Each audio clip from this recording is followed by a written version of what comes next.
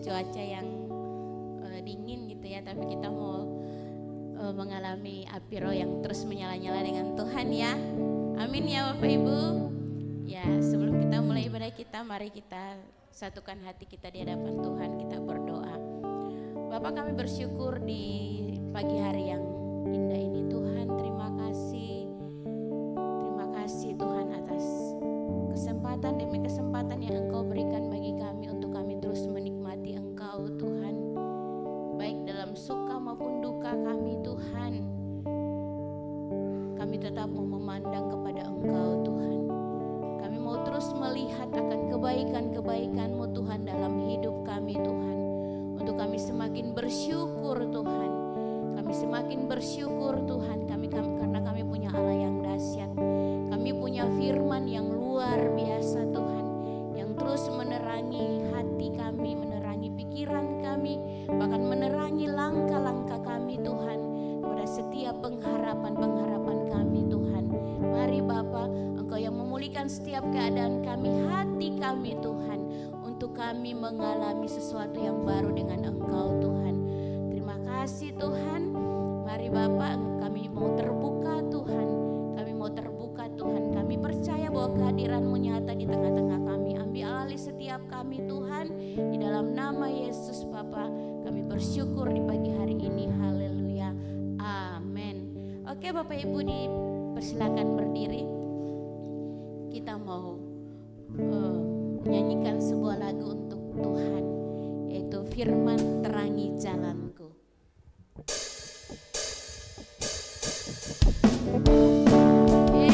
Haleluya Tuhan, firman-Mu yang menerangi setiap langkah kami, bahkan menjadi perisai iman dalam hidup kami.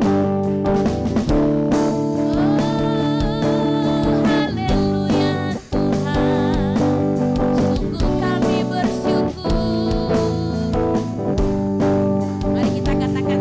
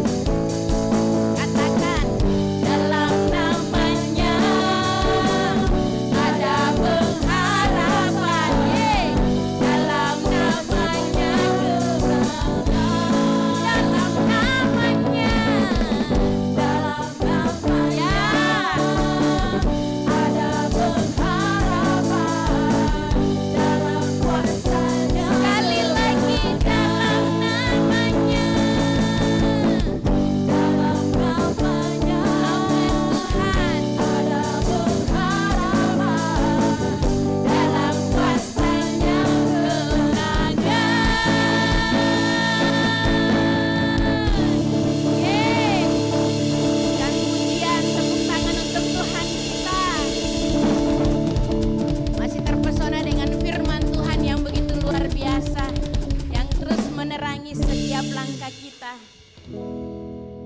Kita mau terus memandang kepada Tuhan kita. Amin ya. Hey, haleluya Tuhan.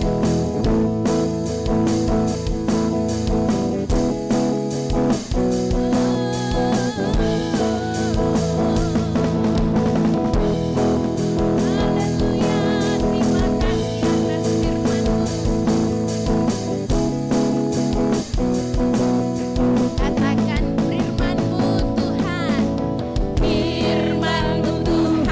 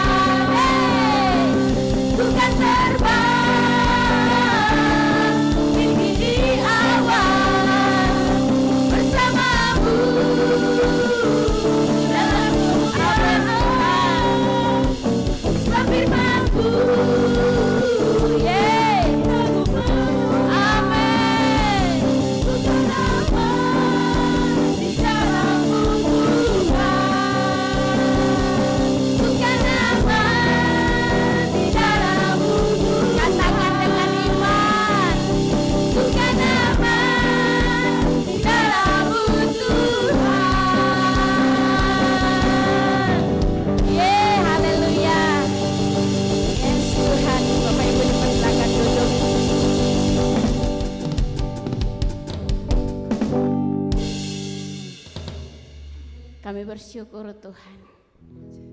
Kami bersyukur Tuhan. Karena Engkau Yesus jalan kebenaran kami Tuhan. Biarlah mata kami, biarlah hati kami mau terus tertuju kepada Engkau Tuhan.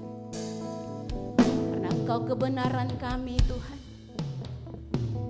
Bahkan Engkau Allah yang terus menuntun kami Tuhan kepada jalan-jalan-Mu Tuhan.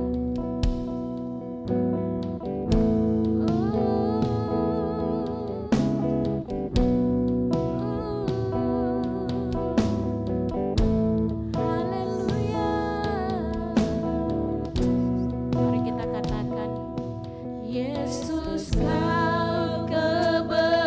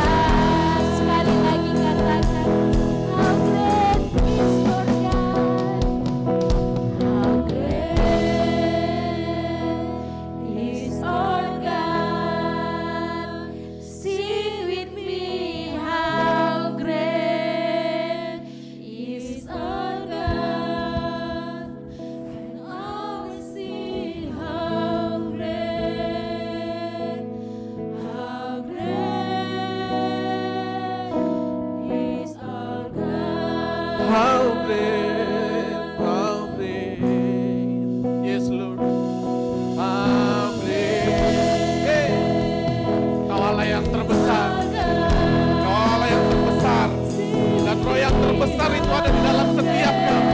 Roh yang terbesar itu ada di dalam diri setiap orang percaya. Dan kami percaya kami adalah orang-orang yang tidak terbatas karena roh yang besar dalam kami.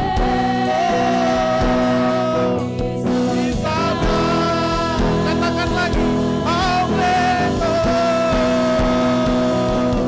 how great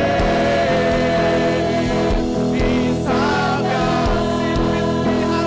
Sing with me, amen, amen, amen. Yesus, Yesus, Allah.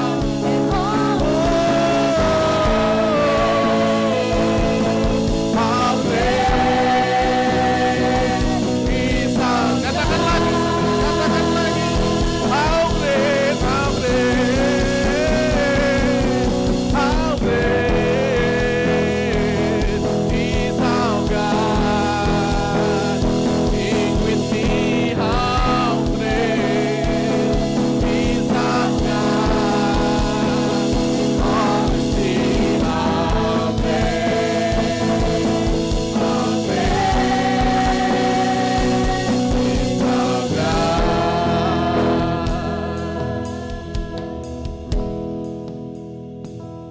Haleluya, Yesus.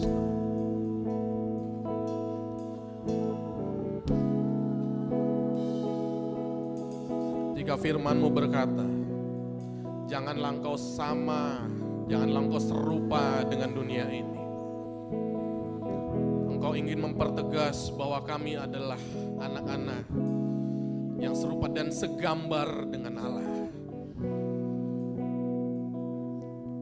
Maka kami rindu Tuhan. Hidup kami menggambarkan siapa Bapa kami yang sebenarnya.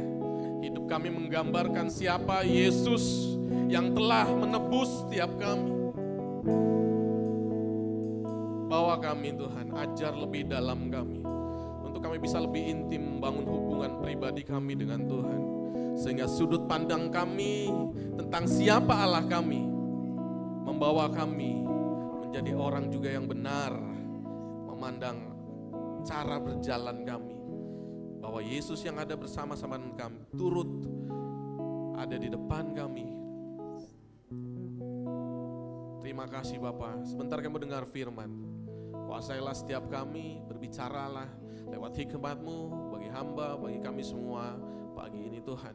Kami percaya Roh-Mu ada dalam setiap kami, membakar kami, membuat kami menjadi orang-orang yang terus melayani Tuhan sampai akhir hidup kami. Di dalam nama Yesus kami sudah berdoa dan mengucap syukur. Kami mendengar firman-Mu. Haleluya. Amin. Ya, silakan duduk Bapak Ibu.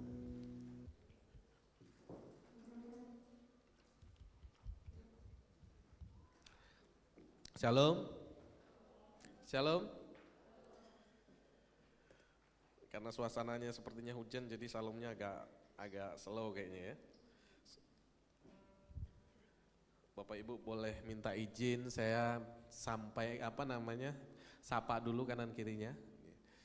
Tadi mungkin datang ada yang telat belum sapa kanan kiri, coba bilang, kalau Ibu bilang Ibu cantik banget hari ini, bilang kalau Bapak ganteng banget hari ini.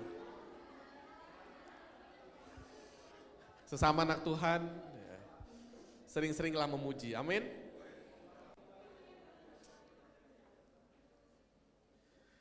Ya, karena hari ini ada retreat, jadi Ibu Gembala melayani di retreat mahasiswa, retreat pelayan mahasiswa, dan saya diminta untuk bertugas untuk pagi ini karena ibadah satu kali. Bapak Ibu, tidak terasa waktu sudah semakin dekat tahun 2025, ya, sekarang belum di penghujung 2024, tapi bulan depan karena kesibukan Natal, kumpul keluarga dan lain sebagainya, akhirnya ya maksudnya jangan sampai kita terlupa bahwa kita mesti menyediakan waktu untuk kita bisa datang bersekutu dengan Tuhan dan tanya kepada Tuhan apa yang Tuhan mau rindukan untuk tahun 2025. Amin. Bapak Ibu bisa lihat bagaimana, saudara bisa lihat bagaimana keadaan saat ini, terutama negara kita Indonesia. Ya, banyak sekali prediksi-prediksi gelombang PHK besar-besaran tahun ini. Kita ngelihat bagaimana banyaknya ribuan karyawan terakhir.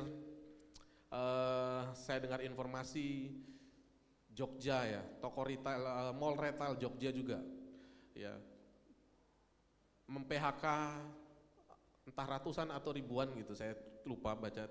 Terakhir KFC dan Pizza Hut juga menutup beberapa gerai. Artinya gini, ke depan tantangan akan semakin banyak Bapak Ibu. Makanya tema Natal tahun ini yang kita angkat adalah berjalan dengan iman. Ini menjadi landasan awal kita untuk kita bisa melangkah di tahun depan. Ibu Gembala, ya, Ibu dan Bapak ingin kita ada di sini. Kenapa? Karena tantangan ke depan akan semakin sulit. Bakal banyak orang-orang yang berharap ekspektasi di dalam kehidupannya itu bakal mungkin bisa jadi tidak terwujud di tahun 2025. Dan ketika keadaan itu terjadi dalam hidup orang-orang percaya, tanpa hubungan pribadi yang baik dengan Tuhan, tanpa kita menjadi orang yang berlandaskan seperti Petrus, batu karang itu, kita menjadi orang yang lemah Bapak Ibu. Kita menjadi orang yang akhirnya cepat sekali disetir oleh keadaan. Dan Tuhan tidak mau kita ada di situ, amin. Tuhan rindu ketika ada sesuatu yang memang Tuhan izinkan terjadi bagi kita, kalau kita melekat dengan Tuhan, kata-kata yang keluar dari mulut kita adalah ucapan syukur, amin. Ucapan syukur betapa baiknya Engkau Tuhan. Suka tidak suka Bapak Ibu, ke depan kita akan melalui ini sama-sama. Tapi percayalah, campur tangan Tuhan dalam hidup Bapak Ibu, saudara dan saya akan terus dengan erat memegang tangan kita sampai akhir hidup kita nanti. Amin. Maka terus percaya sama Tuhan. Ya. Hari ini kita mau belajar sama-sama. Ya. Sudah disiapkan? Hari ini kita belajar bersama-sama Bapak Ibu, saya siapkan PPT ya, karena saya biasanya melayani di ibadah 2. Jadi anak-anak bilangnya seneng kalau pakai PPT Bang, bilang oke. Ya, pagi ini saya siapkan PPT buat kita semua ya. Bapak Ibu, sejak awal Tuhan menciptakan manusia, Dia fokus bukan kepada hasil terhadap manusia itu Bapak Ibu ya. Tapi fokus Tuhan itu terhadap manusia itu sendiri. Fokus Tuhan itu terhadap saya dan saudara atau Bapak Ibu. Tuhan tidak pernah meminta kita untuk mempunyai gereja besar misalnya. Walaupun mungkin kita dipanggil untuk mempunyai gereja besar. Kita mempunyai anak murid yang banyak, atau kita mempunyai persekutuan yang memiliki jemaat yang besar, ya, yang banyak. Tuhan tidak pernah fokus terhadap hasil dari manusia itu sendiri. Dari mana saya bisa tahu? Coba, next slide. Keluaran 13 ayat 17 sampai 22. Ini adalah, Bapak Ibu nggak usah buka ya. Ini adalah yang sudah tahu bersama, ini perjalanan ketika bangsa Israel keluar dari tanah Mesir. Riset mengatakan ada sekitar 2 juta jiwa yang turut keluar dari tanah Mesir. Ya, 2 juta jiwa itu terhitung bukan hanya bangsa Israel, tapi ada bangsa-bangsa yang lain ikut turut bersama-sama bangsa Israel keluar dari penjajahan tanah Mesir. Nah, Bapak Ibu bisa lihat di peta ya. Ayat 17 itu dikatakan, setelah Fir'aun membiarkan bangsa itu pergi, Allah tidak menuntun mereka melalui jalan ke negeri orang Filistin, walaupun jalan ini yang paling dekat, sebab firman Tuhan Allah, jangan-jangan bangsa itu menyesal apabila mereka menghadapi peperangan sehingga mereka kembali ke Mesir. Bapak Ibu, saya lupa bawa ini tadi ya. Coba perhatikan yang merah ya. Bapak Ibu perhatikan yang merah, itu jalur dari tanah Mesir menuju Yerusalem. yang merah ya Bapak Ibu ya, jalur yang merah itu jalur Tuhan membawa bangsa Israel dari tanah Mesir menuju tanah Yerusalem Bapak Ibu.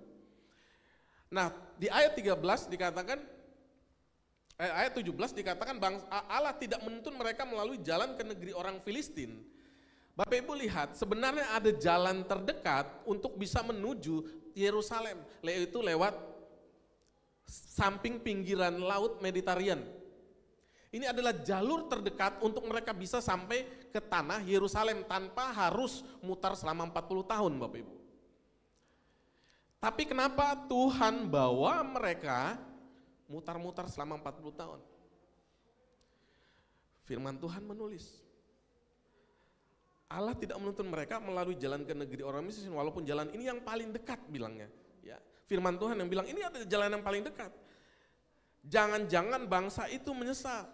Kenapa mereka menyesal?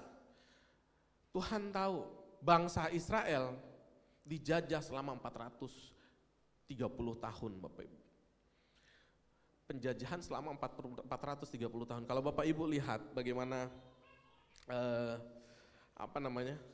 film-film kerajaan ya, seorang budak ya. Kalau budak itu dipanggil oleh raja, dipanggil oleh tuannya, jangankan pandang muka, betul enggak ya?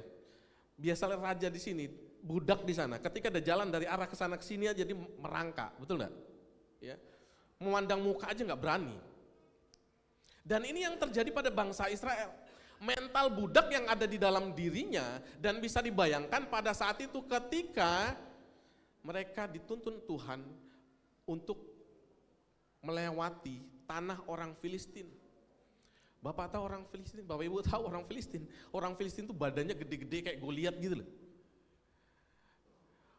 Bisa dibayangkan yang biasa diperbudak, pandang muka aja tidak berani gitu. Terus diperhadapkan dengan bangsa Filistin yang badannya besar-besar. Dan ini menjadi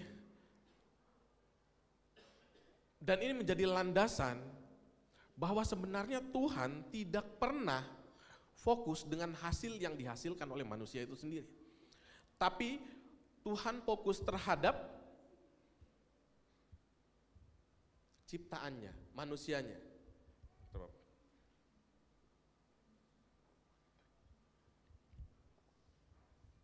Oke, next slide. Ya, saya semalam coba-coba baca ya, cari-cari contoh seseorang yang bisa kita pakai ya, untuk bisa menjadi acuan kita untuk belajar firman hari ini ya. Ini ada kisah nyata, namanya Don Ritchie ya. Kisahnya menarik sekali. Dia mendedikasikan hidupnya selama 50 tahun untuk orang-orang yang ingin bunuh diri di tebing yang bernama The Gap di daerah Sydney, Australia. Ya. Jadi dia sengaja membeli rumah persis di daerah itu, ya, karena maraknya kasus bunuh diri pada saat itu di Sydney. Dan The Gap merupakan tempat favorit untuk orang Sydney bunuh diri, Bapak Ibu. Jadi dia seorang pensiunan militer, ya, dia juga pernah kerja di agen asuransi. Ya. Jadi yang dia lakukan setiap hari sambil ngopi, dia memperhatikan kalau ada orang yang ingin bunuh diri atau ingin melompat ya dari tebing. Nah, setiap ada orang yang ingin melompat dari tebing, dia datang, ya, dia tanya, ada yang bisa saya bantu? Kemudian perlahan dia mengajak, ayo ke rumah, ayo ngobrol. Ya, di teras rumahnya, ya, saya baca ceritanya begitu ya. Jadi di teras rumah dia mengobrol sama orang yang tadi mau bunuh diri. Akhirnya karena keasikan ngobrol Bapak Ibu, dan akhirnya nggak jadi bunuh diri. Ya. Nah, pemerintah Australia mencatat ada 160 nyawa yang telah terselamatkan selama 50 tahun dia mendedikasikan dirinya untuk menyelamatkan orang-orang yang bunuh diri situ. Tapi dari catatan keluarganya, ya, fantastis Bapak Ibu, tercatat ada 600 nyawa yang telah terselamatkan. Don Ricci ini bukan ahli konseling. Dia mantan militer, mantan tentara. Dia juga agen asuransi. Dia nggak pandai berbicara. Dia cuma bilang, ada yang bisa saya bantu. Perkataan itu bisa mengubahkan orang yang tadinya niat bunuh diri dengan sukarela. Orang masuk jurang maut itu sukarela, Bapak Ibu. Iya, orang mau masuk dalam firman Tuhan bilang kan gitu ya. Orang yang masuk dalam maut itu sukarela dengan keinginan dia sendiri. Dan bagian kita itu sebagai gerejanya harus ada di situ, ya. Nah, Don Ricci bisa dipakai Tuhan untuk menyelamatkan banyak nyawa. Ya.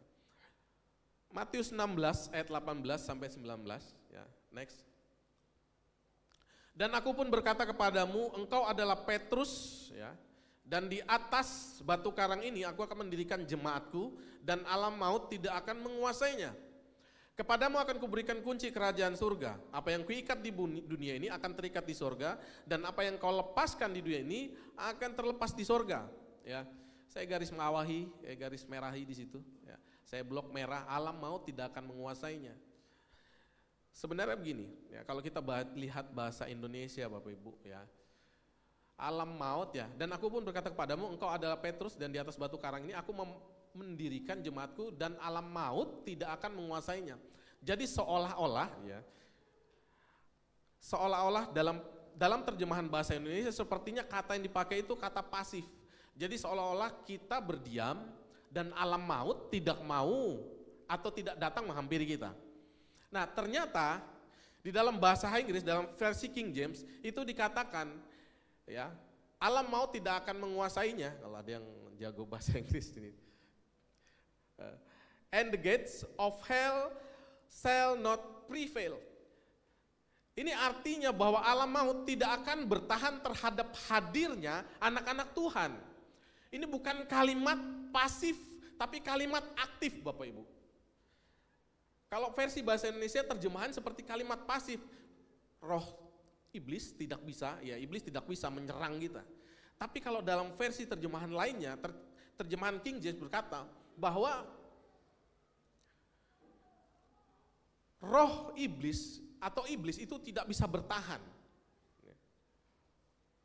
dengan hadirnya gereja-gereja Tuhan. Jadi kalau kita belajar dari ayat ini, jadi sebenarnya itu gereja sebenarnya seperti apa sih? Saya mohon izin ambil minum Bapak Ibu ya.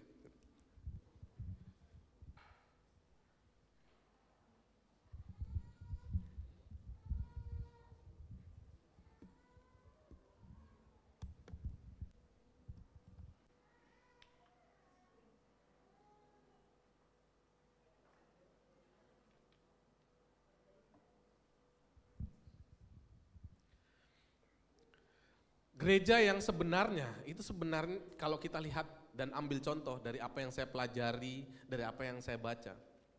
Ya, Don Ricci ini menjadi contoh bagi gereja-gereja Tuhan, Bapak Ibu. Di saat kritis, di mana orang membutuhkan gereja, bisa dibayangkan masa-masa kritis orang mau bunuh diri, orang sudah berdiri di depan tebing dan hendak loncat, hendak bunuh diri, tiba-tiba Don Ricci datang dan berkata, apa yang bisa saya bantu? Dan inilah fungsi dari suatu gereja, Bapak Ibu.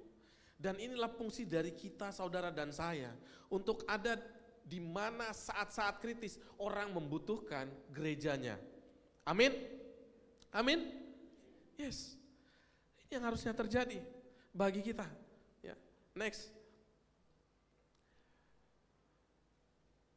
Coba kita memperhatikan pola yang dikerjakan Tuhan sebelum dia merubah seseorang. Ya. Dari ayat Matius 16 ayat 18-19, ya. Tuhan ingin merubah identitas kita, Bapak Ibu. Ya. Ketika pertama kali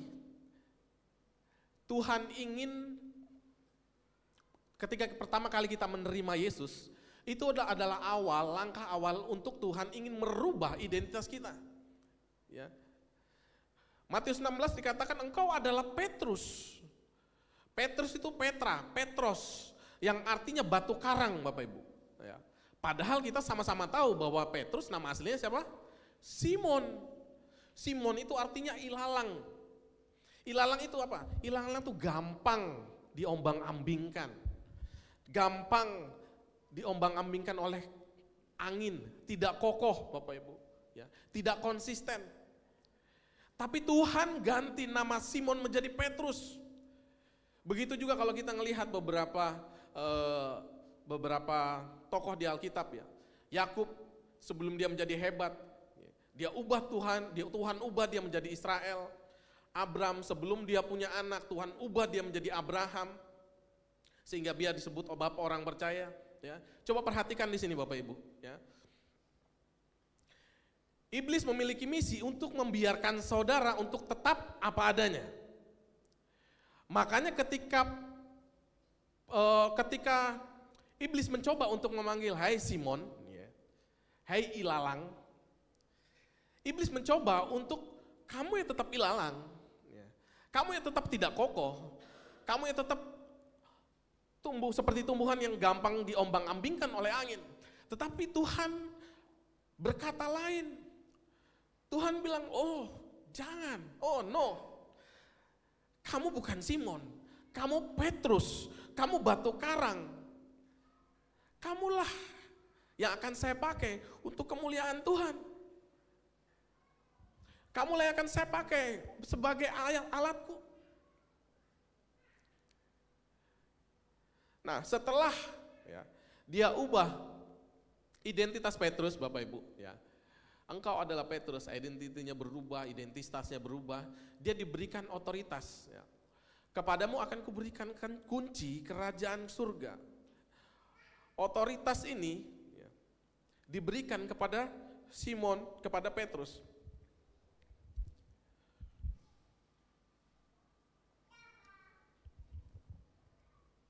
Petrus itu uskup pertama Bapak Ibu. Setelah kematian Yesus, dialah uskup atau kepala gereja Yerusalem pertama. Uskup pertama di dunia. Dia menjadi orang yang akhirnya konsisten dengan panggilannya. Dia menjadi orang yang melakukan ya, pekerjaan Tuhan sampai akhir hayatnya. Tidak seperti apa yang dikatakan oleh iblis ya. Apa yang iblis inginkan dalam kehidupan Petrus ya. Nah, setelah Petrus ya setelah kita mengalami otoritas dan diberikan kunci kerajaan surga ya, kita diminta Tuhan untuk menjadi produktif ya. Apa yang kau ikat di dunia akan terikat di surga. Apa yang kau lepas di dunia akan terlepas di surga. Nah, di sini kita belajar bahwa banyak orang Kristen mengira bahwa ketika dia diberi kunci kerajaan surga, maka stop sampai di situ. Makanya ketika kita sudah terima Yesus sebagai juru selamat, ya, Yesus berikan kunci kerajaan surga bagi kita. Kita beranggapan, udah, yang penting aku bisa masuk dalam kerajaan surga. Padahal, ya, kerinduan Tuhan rindu ya.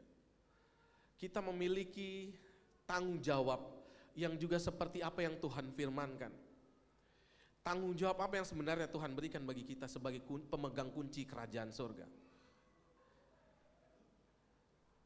Kalau kita dulu belajar waktu jadi anak-anak Bapak Ibu, ya masih anak-anak waktu saya juga masih anak-anak ya. Kalau bapak atau mama saya keluar, saya kan dikasih kunci ya, kunci rumah ya. Kunci rumah itu saya pegang. Karena orang tua saya percaya sama saya. Tapi ingat Bapak Ibu, ya, bukan hanya percaya orang tua saya atau mama atau bapak saya memberikan kunci ini kepada kita atau kepada saya, bukan karena mereka sekedar percaya sama saya, tapi karena ada tanggung jawab di dalamnya.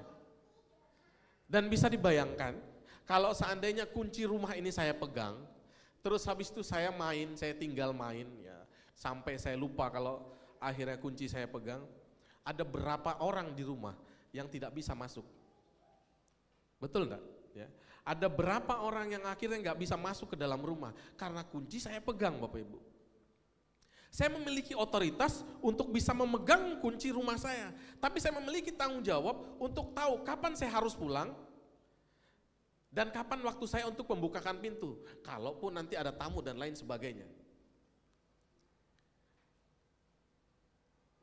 Nah, ketika kita diberi kunci kerajaan surga, saudara dan saya, ya, ketika diberikan kunci kerajaan surga, kita yang jadi gereja, kita harus jadi gereja-gereja yang aktif. Karena memang kunci itu diberikan bukan hanya untuk diri kita sendiri, tapi juga untuk orang sekitar kita. Amin. Ya. Kunci yang Tuhan berikan, kunci kerajaan surga yang Tuhan berikan bagi kita,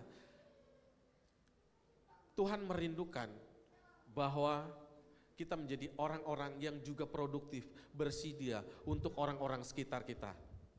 Amin Bapak Ibu, ya. Amin. Ya. Next slide.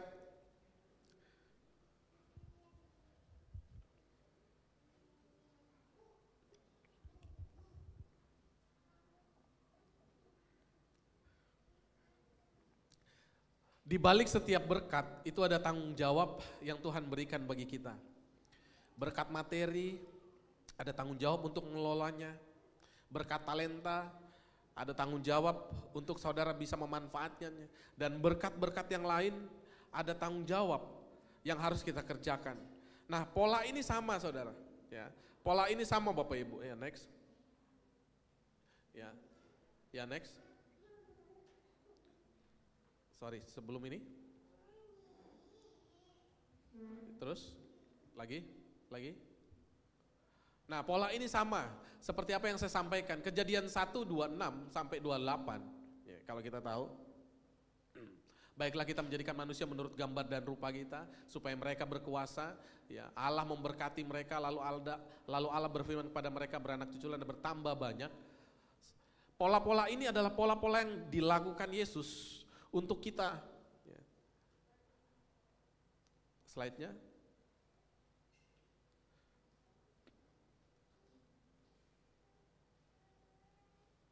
Pola ini adalah pola yang selalu sama yang dilakukan untuk anak-anak Tuhan. Ya.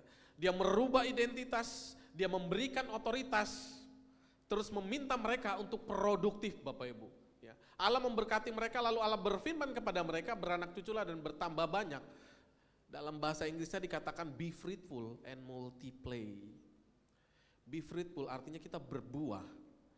Dan buah-buah yang dihasilkan adalah buah-buah yang serupa dan segambar dengan Allah itu sendiri. Yaitu hasil sama seperti kita. Kita menghasilkan orang-orang itu juga. Makanya Tuhan minta kita itu untuk terus produktif Bapak Ibu. Ya, next. Ya. Jadi gereja harus produktif. Saya dan Bapak Ibu semua kita harus produktif. Mampu menghasilkan pekerjaan yang baik di dunia yang berdampak pada kekekalan Bapak Ibu. Ya. Saya masih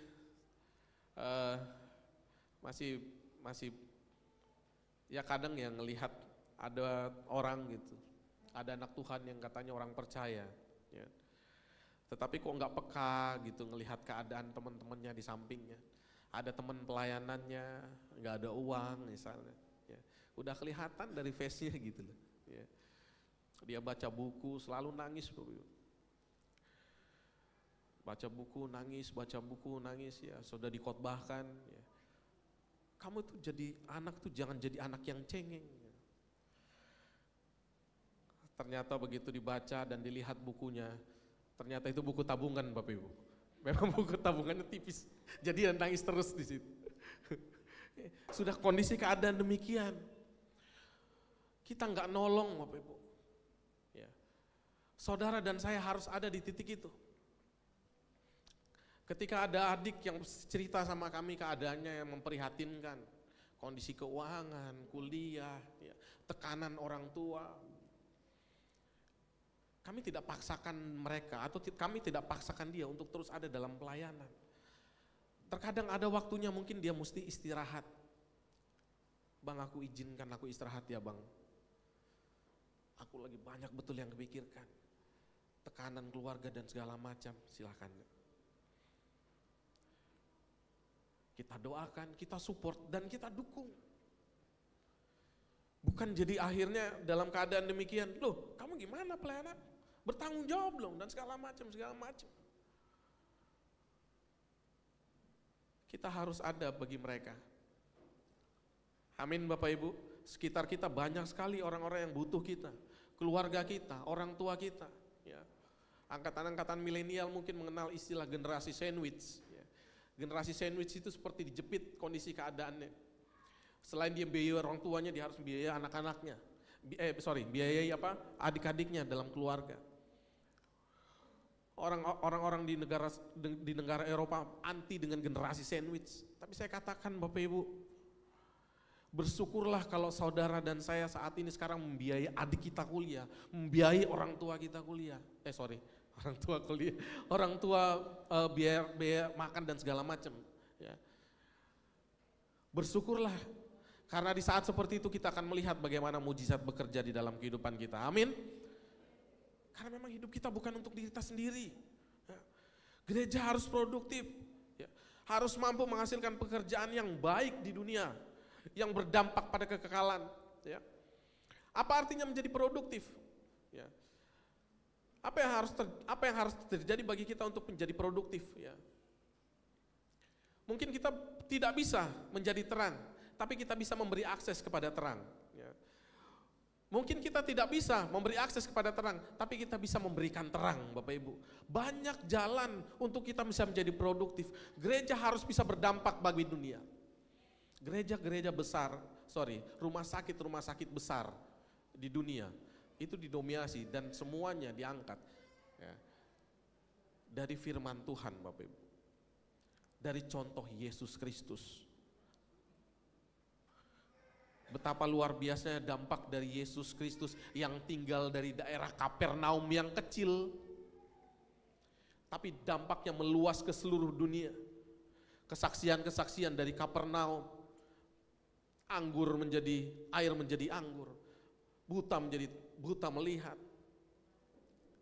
Banyak kejadian-kejadian yang Yesus lakukan di Kapernaum dan akhirnya terdengar ke seluruh dunia sampai saat ini. Ya. Coba perhatikan ya Bapak Ibu, ya, Matius 6 ayat 9 sampai 10. Kalau Matius 6 ayat 9 dan 10 pasti sudah tahu ya. Apa? Ya.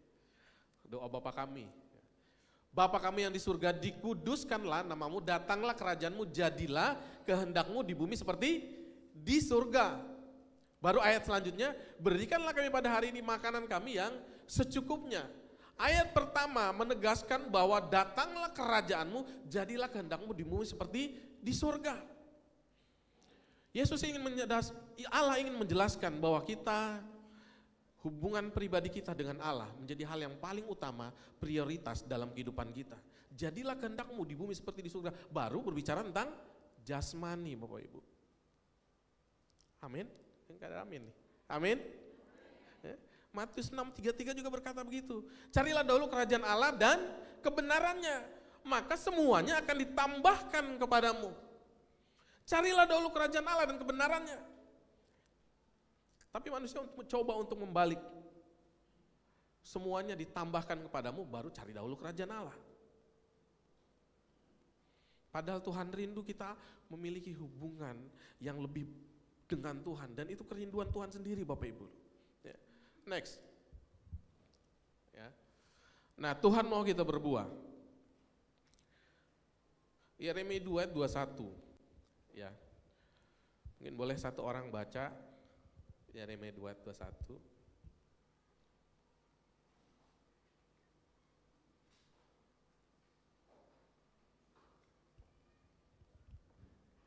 Boleh baca Bapak Ibu?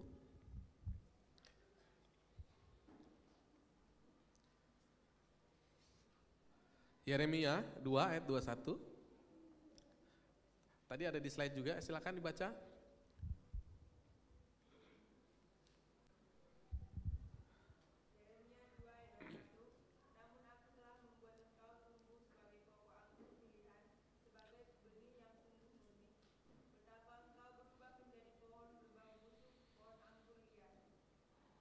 Yes, ya. Kembali ke slide. Yeremia 22 ayat 21. Ya. Awalnya adalah Israel, Bapak Ibu. Ya. Tapi Israel gagal melaksanakan tanggung jawabnya. Tuhan memilih Israel sebagai pokok anggur, tetapi dia tumbuh menjadi pohon yang busuk, menjadi pohon yang berbau busuk, menjadi pohon anggur yang liar. Itu yang firman Tuhan katakan. Terus selanjutnya Yohanes 15 ayat 5, akulah pokok anggur dan kamulah ranting-rantingnya. Di luar Tuhan, barang siapa tinggal di dalam aku dan aku di dalam dia, ia berbuah banyak, sebab di luar aku kamu tidak dapat berbuah banyak. Ya. Nah, setelah Israel gagal menjadi pokok anggur, Tuhan menjadikan dirinya menjadi pokok anggur itu sendiri. Dan kita menjadi anak-anak orang-orang percaya menjadi ranting-rantingnya. Dan dari situ Tuhan sadar bahwa manusia butuh Tuhan. Tuhan sadar bahwa manusia tidak bisa berjalan tanpa ada Allah yang menuntunnya. Maka dia menjadikan dirinya sendiri sebagai pokok anggurnya. Dan menjadikan orang-orang percaya, termasuk saya dan ibu, ya, termasuk ibu-ibu, ya, bapak-bapak juga, saudara semua, ya, menjadi ranting-rantingnya. Dan ini kerinduan Tuhan untuk Tuhan bisa melekat kepada anak-anaknya. Amin. Tuhan yang punya kerinduan sendiri. Karena kegagalannya tentang Israel. Karena kegagalannya pada Israel. Dan Tuhan merubah. Karena Tuhan lebih rindu dekat dengan kita, Bapak Ibu. Matius 21 ayat 43. Sebab itu aku berkata kepadamu bahwa kerajaan Allah akan diambil daripadamu dan akan diberikan kepada suatu bangsa yang akan menghasilkan buah kerajaan itu. Saya ada blog suatu bangsa yang akan menghasilkan buah kerajaan itu. Coba perhatikan ya, Bapak Ibu Saudara sekali. Tuhan mau kasih tahu bagi kita betapa pentingnya buah itu. Betapa pentingnya tanggung jawab yang Tuhan berikan bagi kita. Tuhan memperingatkan bangsa Israel, kalau kamu tidak berbuah maka kerajaan Allah akan diambil daripadamu dan akan diberikan kepada orang yang lebih siap mengambil tanggung jawab itu agar dia bisa terus melanjutkan buah-buah yang daripada Tuhan.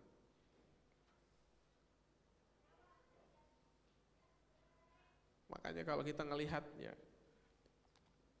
kalau zaman-zaman kita dulu kuliah, ya zaman-zaman saya kuliah pelayanan ya, dari 2008 di pelayanan mahasiswa dulu ya kami ya, orang-orang banyak anak-anak dulu teman-teman semuanya pada luar biasa ya, sampai sekarang juga masih banyak juga yang teman-teman luar biasa cari dana.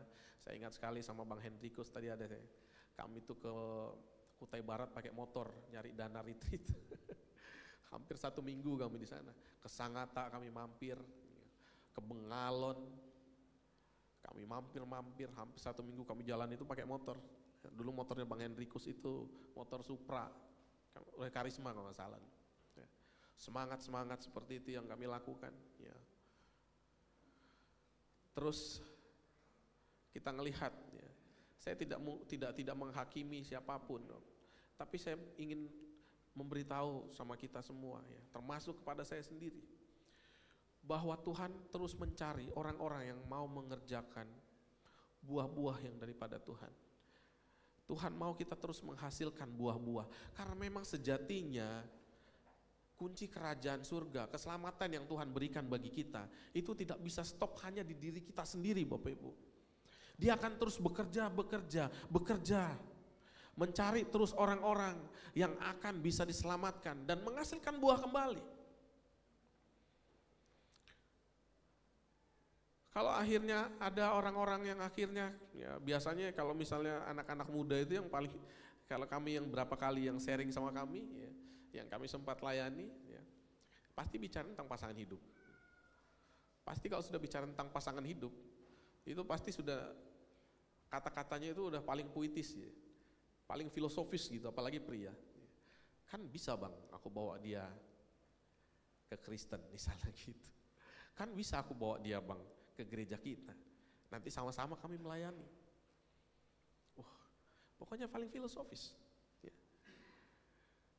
Makanya banyak sekali kasus-kasus ketika bicara tentang pasangan hidup Bapak Ibu, yang kita lihat ya, kasus-kasus yang juga beberapa yang kami juga pernah layani adik-adik kami, yang paling banyak menyeberang dari agama kita, menjual, saya bukan katakan tapi melepas kepercayaan imannya demi pasangan hidup. Dan apakah Tuhan akan berhenti bekerja terhadap orang tersebut? Tuhan bisa berhenti bekerja lewat orang tersebut. Makanya dikatakan Matius 21 ayat 43, aku berkata kepadamu bahwa kerajaan Allah akan diambil daripadamu dan akan diberikan kepada suatu bangsa yang akan menghasilkan buah kerajaan itu. Kalau kita nggak kerjakan buah itu, yang bisa menghasilkan buah itu, maka Tuhan akan cari orang lain yang mau mengerjakan.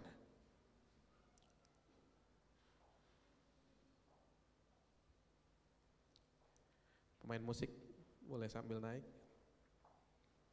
Yeah.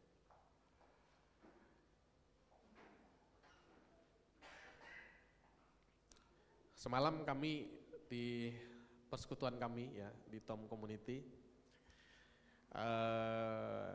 karena ini persekutuan terakhir, maksudnya di tahun ini ya, kami bicara dengan beberapa pelayan dan akhirnya kami putuskan untuk bulan ini adalah akhir bulan ini adalah bulan terakhir kami persekutuan ya. Dan tadi malam kita lakukan di sini, kita worship bareng hampir 1,5 jam, kita nyembah Tuhan, kita berdoa bersama-sama. Terus kami mencatat di kertas ya.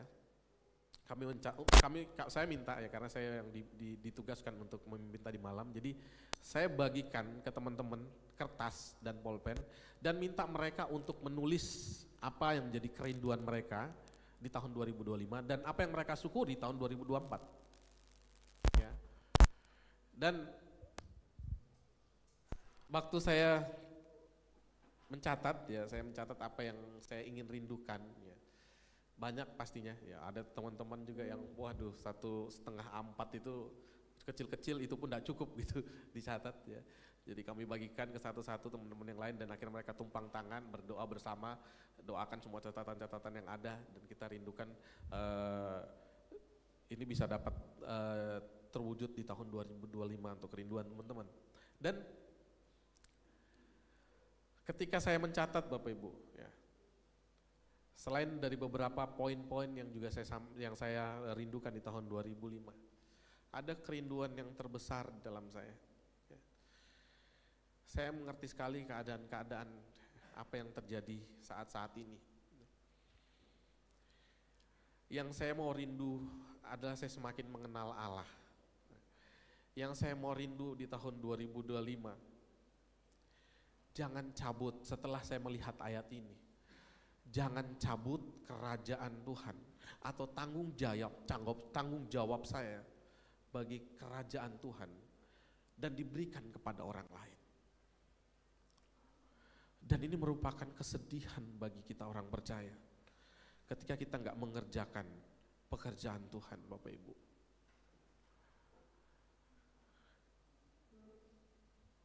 Kita siap bersama-sama untuk tahun 2025 ya. Amin. Ya, tahun 2025 kita menghadapi bersama-sama dengan Tuhan kita dan pastikan kita melakukan tanggung jawab kita sehingga kerajaan Tuhan tidak dicabut dari diri kita. Ayo kita bangkit berdiri. Haleluya Yesus Tuhan.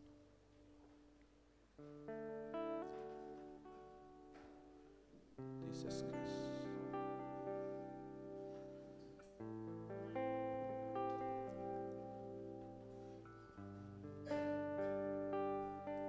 Sebelum perjamuan, sejenak kita mau datang sama Tuhan.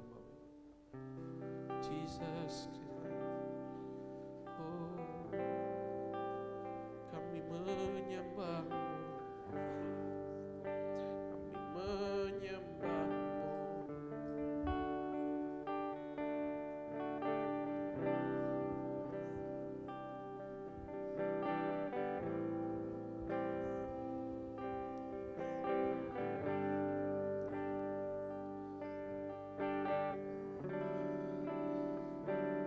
sembah Kau Yesus.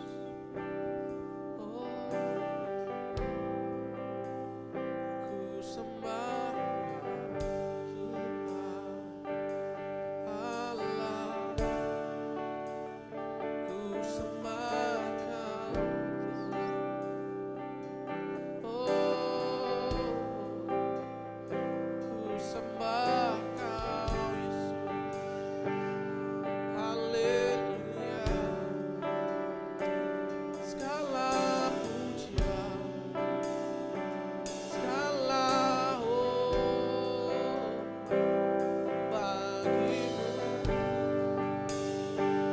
bagimu, segala pujian, Jesus.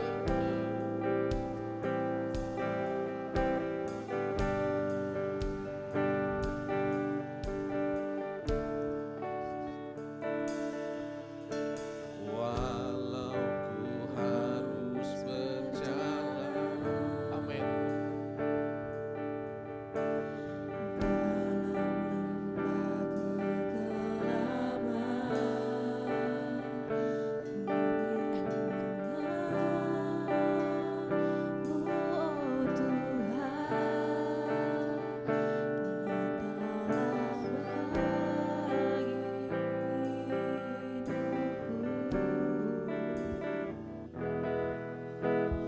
Tiada pernah sedetik pun, amin Yesus. Tiada pernah Kau tinggalkan. Mulia dan sempurna, hanya Kau layak Kita katakan lagi. Walau kami berjalan dalam lembah, walau ku harus berjalan, amin Tuhan, dalam lembah kekelaman, perlindungan-Mu, oh Tuhan, nyatalah berdiri hidupku.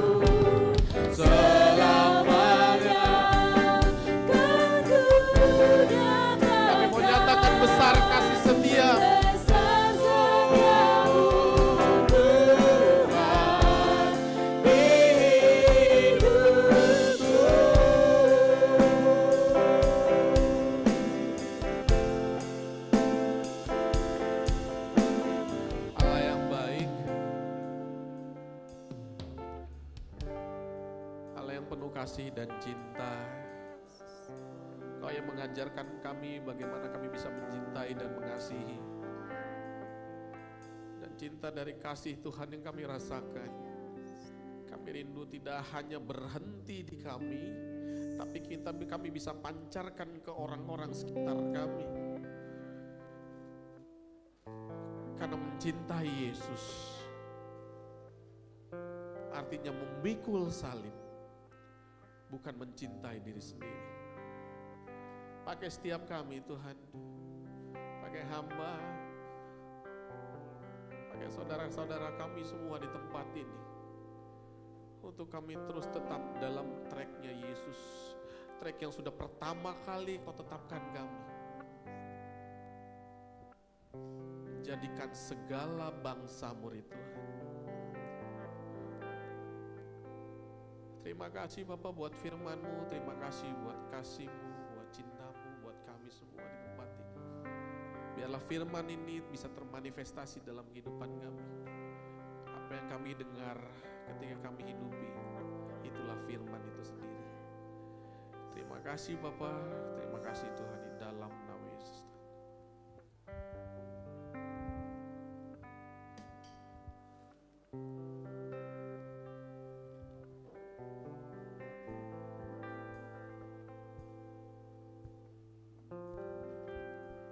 Tuhan, kita akan menikmati perjamuan Tuhan hari ini.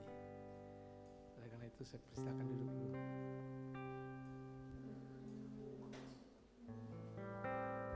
Kita buka 1 Korintus pasal 12.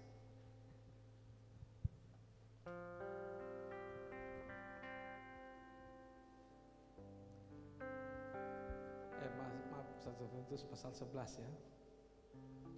Dari ayat 23.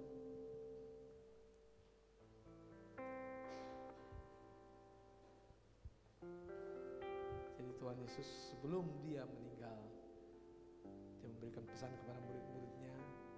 Dia memberikan suatu kenangan yang paling indah yang harus diingat murid-muridnya.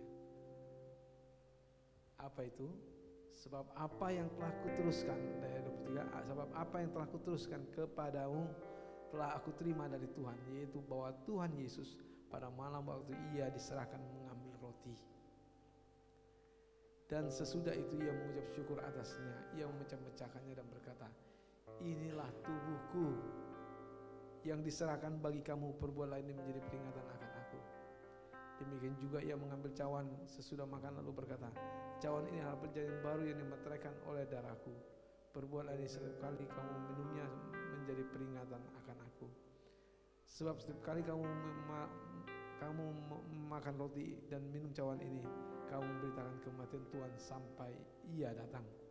Jadi barang siapa dengan cara yang tidak layak makan roti dan minum cawan Tuhan, ia berdosa terhadap tubuh dan darah Tuhan. Karena itu hendaklah tiap-tiap orang memuji dirinya sendiri, dan baru setelah itu ia makan roti dan minum dari cawan itu.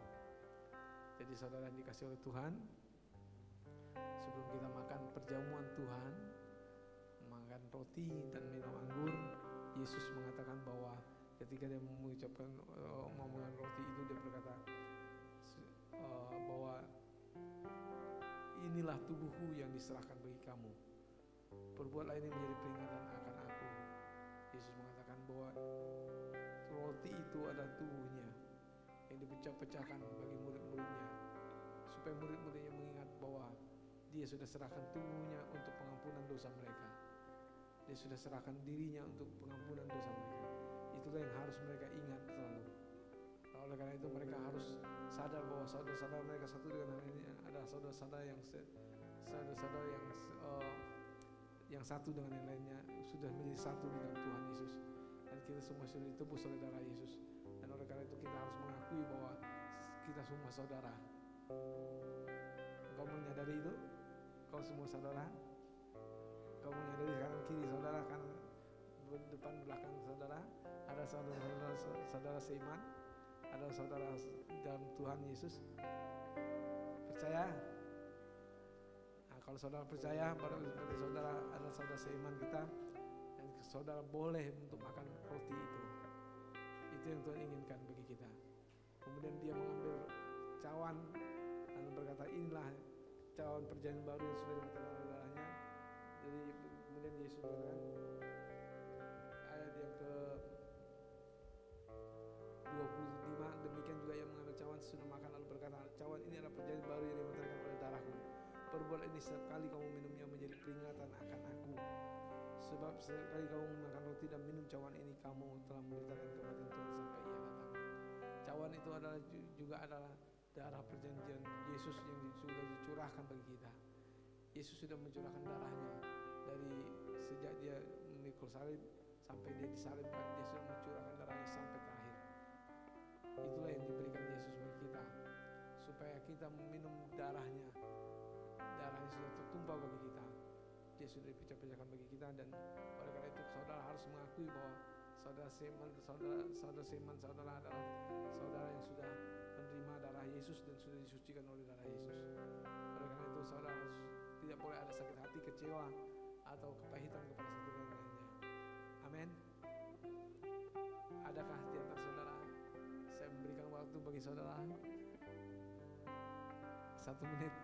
Adakah saudara yang memiliki sakit hati, kekecewaan? Silakan datangi saudara satu dan lainnya.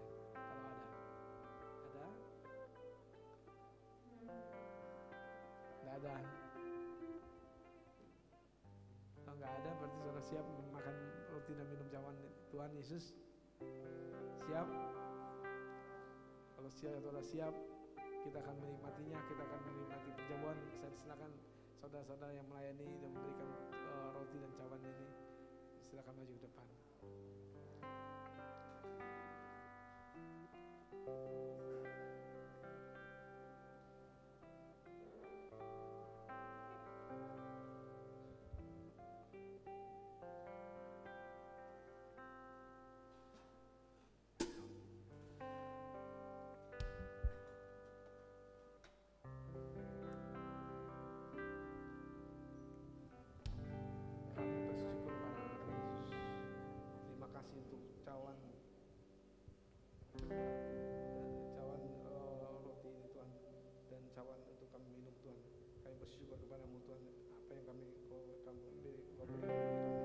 Daripada Engkau.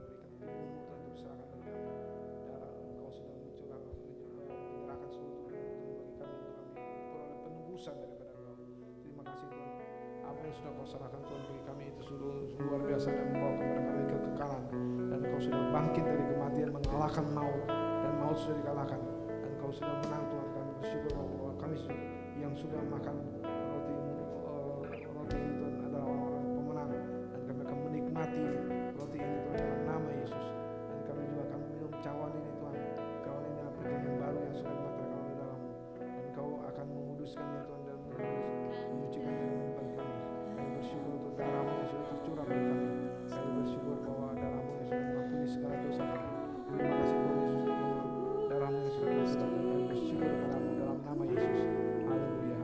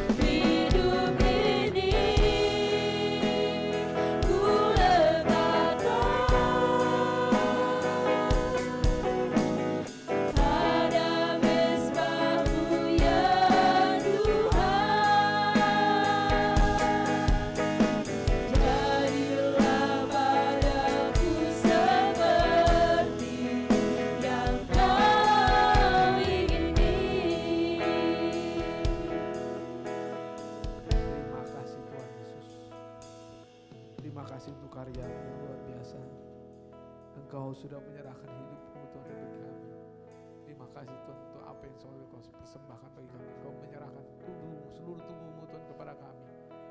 Kau dipersembahkan untuk menjadi korban bagi kau, kepada Bapa, untuk pencurahan darah-Mu Tuhan Yesus dan pengampunan dosa kami Tuhan. Kami bersyukur kepada-Mu Tuhan Yesus. Kami bersyukur untuk tubuh-Mu Tuhan sudah dipersembahkan bagi kami. Kami bersyukur kalau kami sudah ditebus oleh darah-Mu Tuhan. Kami sudah ditebus dan kami sudah dikuduskan dan kami sudah memiliki hidup yang kekal Tuhan. Terima kasih Tuhan Yesus dengan apa yang Kau lakukan. Dan kami mau memecah-mecahkannya karena tubuh ini Tuhan sudah dipecah-pecahkan bagi kami. Terima kasih Tuhan Yesus, kami bersyukur dan kami menerimanya dalam nama Yesus. Mari kita makan sama-sama.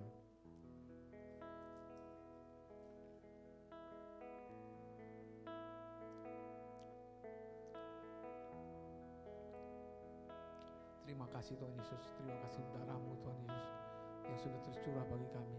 Terima kasih untuk darah-Mu yang sudah tertumpah dan Engkau sudah mati bagi kami dan menembus dosa kami.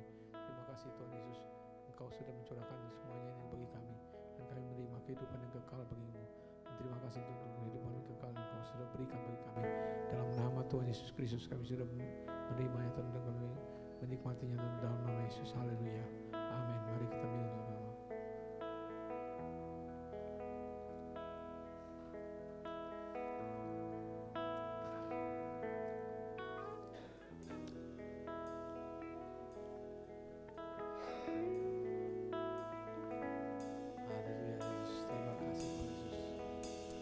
Bersyukur kepada-Mu Tuhan Yesus. Terima kasih untuk karya-Mu yang luar biasa.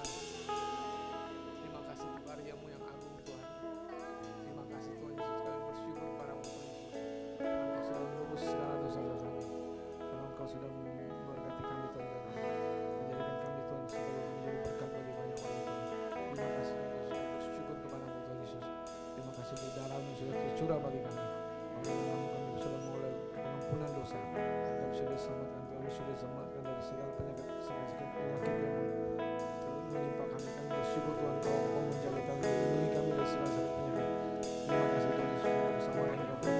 Terima kasih untuk kehidupan yang kekal. Terima kasih Tuhan, kami bersyukur kepada-Mu, kami serahkan diri kami kepada Engkau Tuhan Yesus. Kami sudah menikmati perjamuan-Mu Tuhan Yesus. Kami sudah menikmati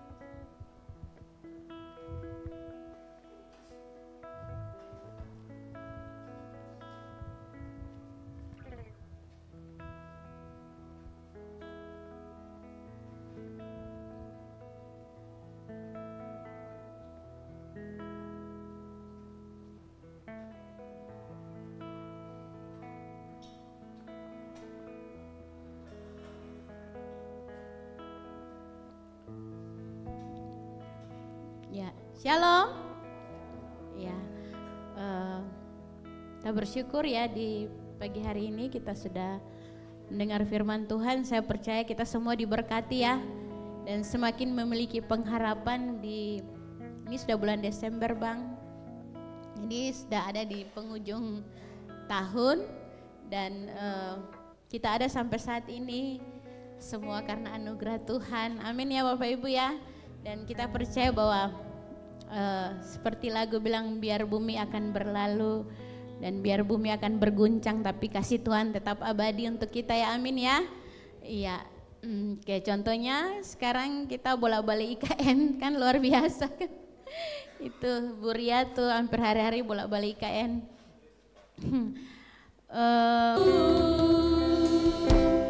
Ku kan terbang tinggi di awan.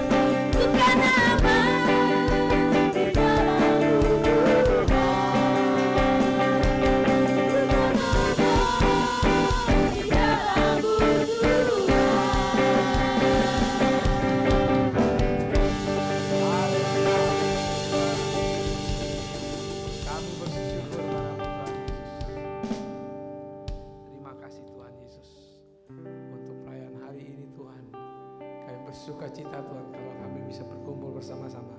Kami bisa dikuatkan, diteguhkan oleh Engkau Tuhan. Engkau yang sudah berfirman kepada kami. Terima kasih Tuhan, Roh-Mu Tuhan terus bekerja Tuhan melalui hidup kami Tuhan.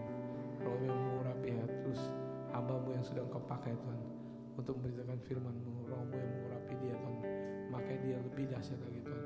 Pakai dia Tuhan dengan urapan yang lebih dahsyat lagi Tuhan daripada apa yang kami alami saat ini Tuhan. Roh-Mu yang bekerja bagi dia, Kau mengurapi dia, pakai dia bagi kemuliaan nama-Mu Tuhan Yesus.